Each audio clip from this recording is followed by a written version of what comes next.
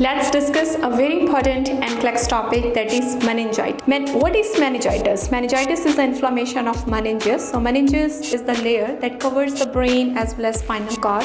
Meninges comprises of 3 different layers. So we'll discuss in detail one by one. Meninges comprises up to 3 layers. So the first one is dura mater, and the second is arachnoid mater, and the last one is pia mater. So dura mater is the outermost layer that covers the brain as well as spinal cord. It's the outermost toughest layer that protects the brain from any kind of injury.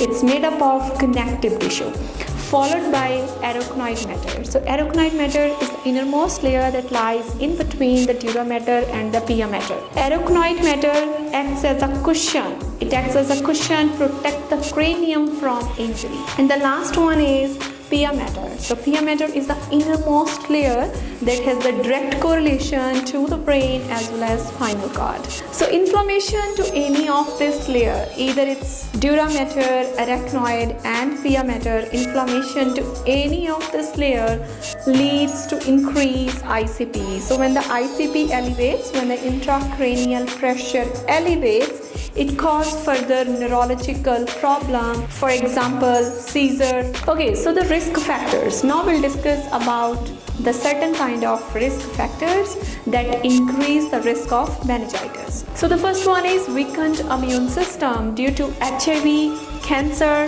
medications that can suppress immune system. Any patient who are having any problem, for example HIV, the patient is having the infection of HIV. What happened with HIV? HIV compress the immune system. So when the patient is having low immunity, that patient is now at more risk for meningitis. Second is, there are certain kind of patients who are taking anti-cancer medication just to cure cancer.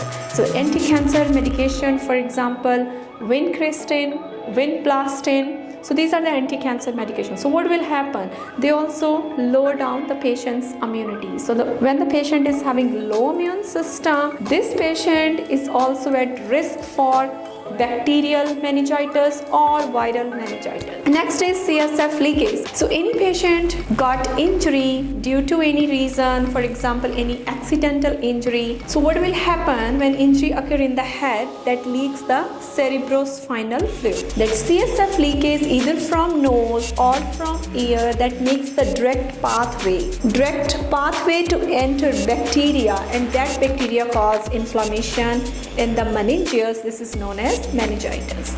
And the next one is do not have spleen. The people who don't have spleen means absent spleen or damaged spleen due to any reason. So what's the basic function of spleen? The basic function of spleen just to purify the blood and to protect any kind of infection. Infectious bacteria to go directly inside the brain.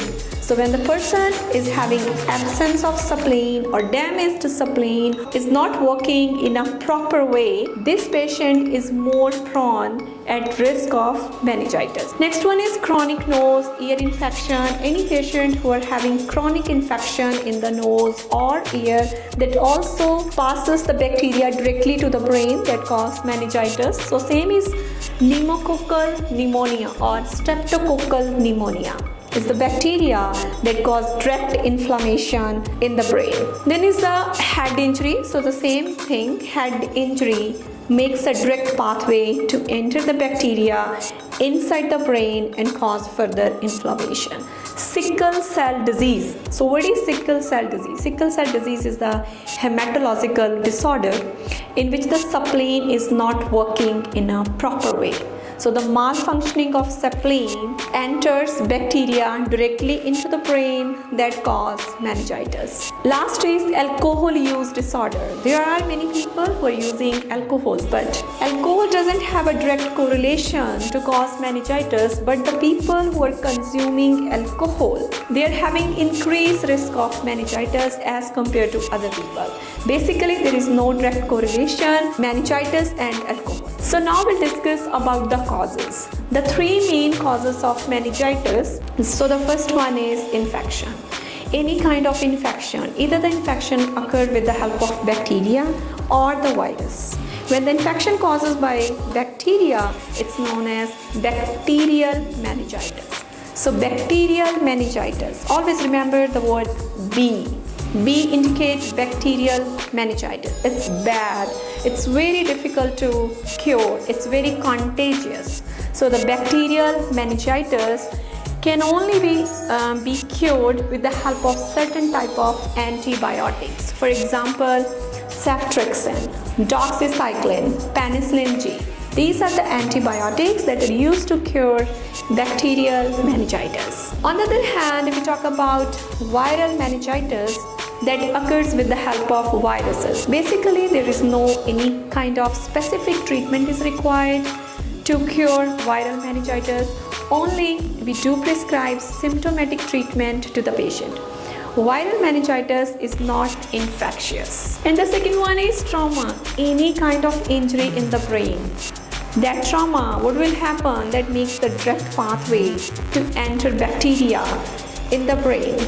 So when the bacteria goes directly in the brain, for example, pneumococcal pneumonia, when the bacteria directly enter inside the brain, they cause inflammation of the meninges, and this is known as meningitis. The last one is autoimmune diseases. So certain kind of autoimmune diseases, for example, ALS, amyotrophic lateral sclerosis, scleroderma, vasculitis. So what will happen in these autoimmune diseases? They cause inflammation in the blood vessels.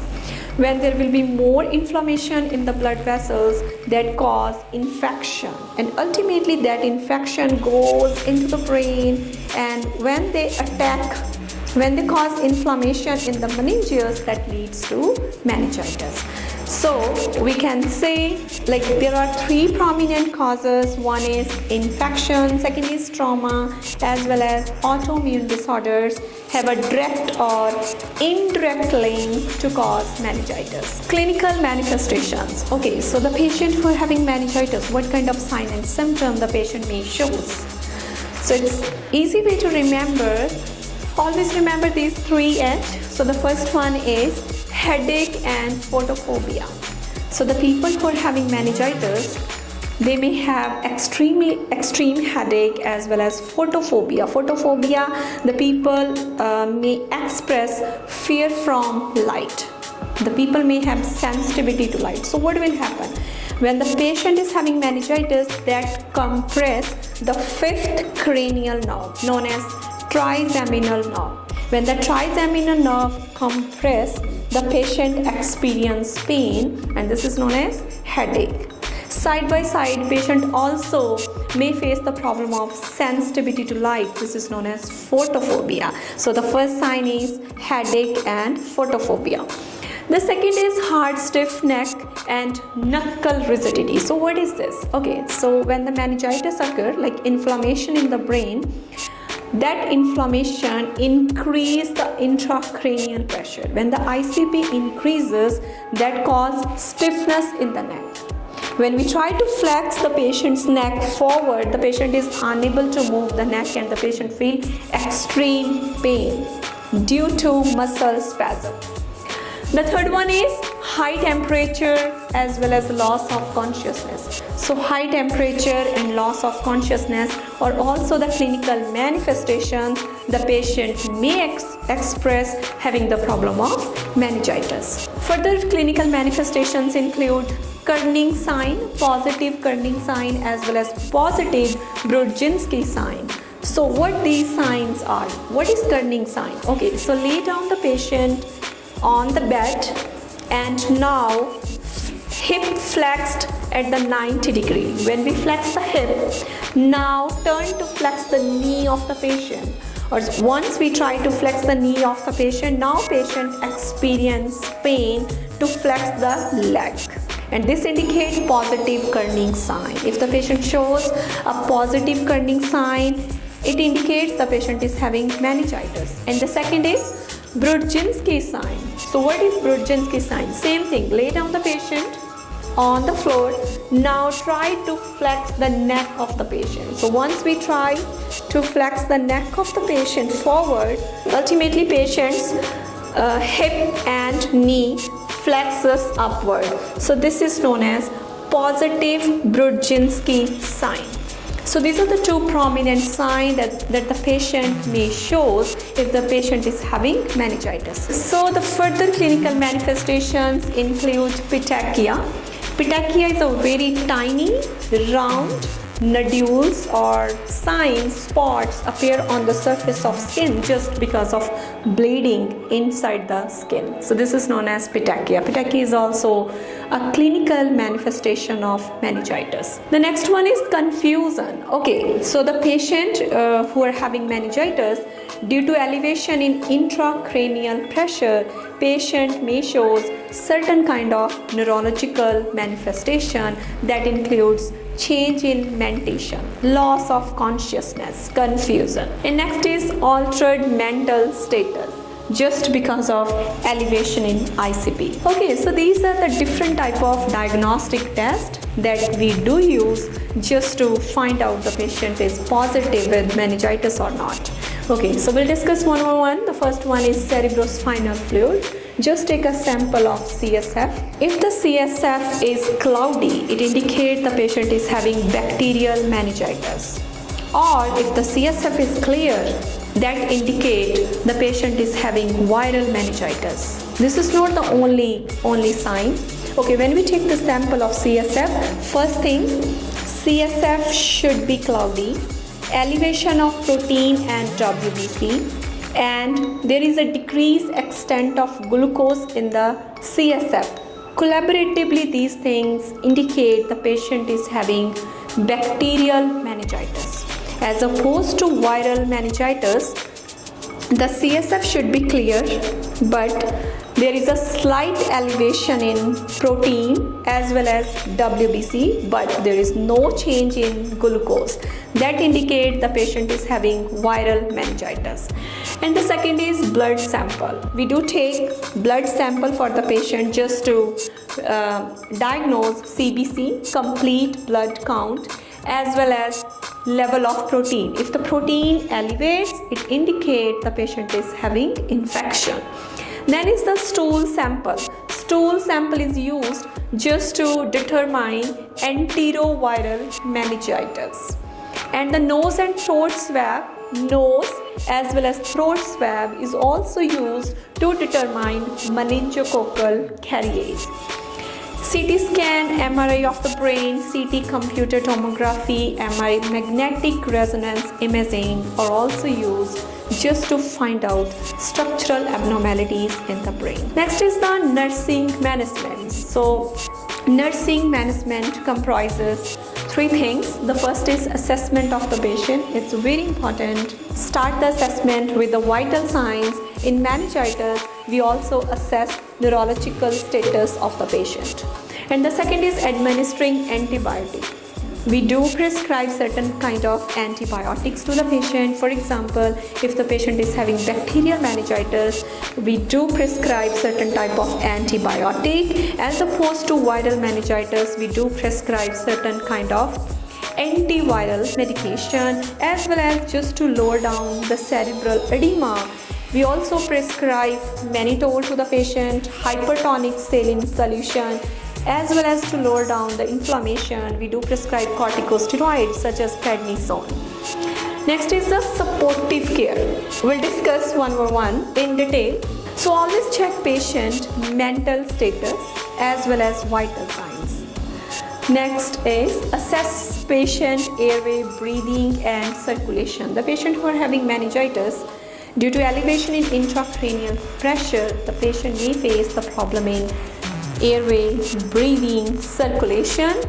Monitor for seizures and neurological deficits. So it's very important to monitor seizure because elevation of ICP may cause seizure in this patient. Administration of medications. So now we'll discuss about medications. Antibiotic for bacterial meningitis.